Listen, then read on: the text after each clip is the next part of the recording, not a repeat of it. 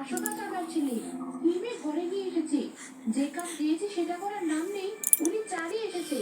যাও, চা নিয়ে ঢেলে রেখে দাও, আবার কোথা এলে গরম করে দেবে। এসব লোকদের জন্য আবার চা নিয়ে এসেছে, আর নিজের কাজ করো গিয়ে। তোমার ব্যবহারে আমি কিছুই মনে করিনি, কারণ আমি জানি তুমি কেমন। তাই বলে নতুন বউয়ের সামনে কেউ এমন করে? জি, আসছি আমি, আর তোমার বাড়িতে কোনোদিন আসবো না। সেটাই চাই আমি। দূর হও সব। আমি মনে হয় যে মতলব বুঝি না। চাচি, চলে যাচ্ছেন? দয়া করে কিছু মনে করবেন না। মা এমন করবে জানলে আমি চালিয়ে যেতাম না। আমি কিছু মনে করিনি মা, আমরা জানি ওরা কেমন। আমার তো তোমার জন্য খারাপ লাগছে, আবার চিন্তাও হচ্ছে। তোমার বাড়ির লোকজন কি আর ছেলে পায়নি? এই বুড়ি ছেলের সাথে বিয়ে দিয়েছে, তোমার জীবন শেষ করে দেবে এরা। এই এলাকায় কারো সাথে পড়ে না এদের। আমিও আর আসবো না। তুমি নিজের খেয়াল রেখো মা।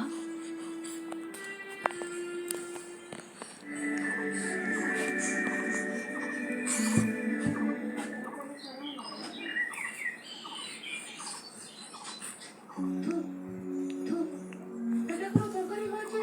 মমিও পুড়িয়ে রেখেছে। সংসারে তো মন নেই, মন নিয়ে থাকে পাড়ায়। তা রান্না ভালো হবে কি করে? বসে বসে রান্না আর ভাত। আমি তো ঠিক মতোই দিলাম, কি করে যে একটু বেশি হয়ে গেল বুঝতে পারছি না। বুঝতে পারছিস না তাই না? তাহলে খেতে যে তোরই মরে পড়া তরকারি খাবো।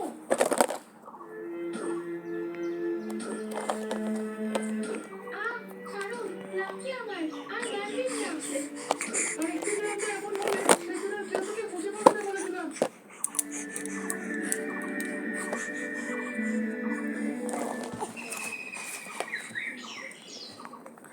দেখেছো কাণ্ড, রান্না করতে করতে রান্নাঘরে ঘুমিয়ে গেছে। এই বৌমা, ওঠো। সারা রাত কি চুরি করো যে রান্নাঘরে ঘুমিয়েছো? এত করে ডাকছি কানে যাচ্ছে না। পানি ফেলে দি, তাহলে ঠিক উঠে পড়বে। এটা দেখছি তাও উঠছে না। খোকা, এদিকে আয় একবার, দেখ তোর কি হয়েছে। দেখো কিছু করেও তো বের করছে না। ডাক্তার দিকে নিয়ে আসি। আপনার বাবা মা হতে চলেছে, আর এই অবস্থায় অতিরিক্ত কাজের চাপ, মানসিক চাপ আর দুর্বলতার জন্য এমন হচ্ছে। এখন থেকে ওনাকে আর এত চাপ দেওয়া যাবে না, পুষ্টিকর খাবার খাওয়াতে হবে। চাচি, আপনি তো এখন সুস্থ, ছেলের বউয়ের কাজে সাহায্য করবেন। আপনি তো জানেন এই সময় মেয়েদের কেমন লাগে। হ্যাঁ জানি, সবই নাটক, যেন আমাদের আর বাচ্চা হয়নি।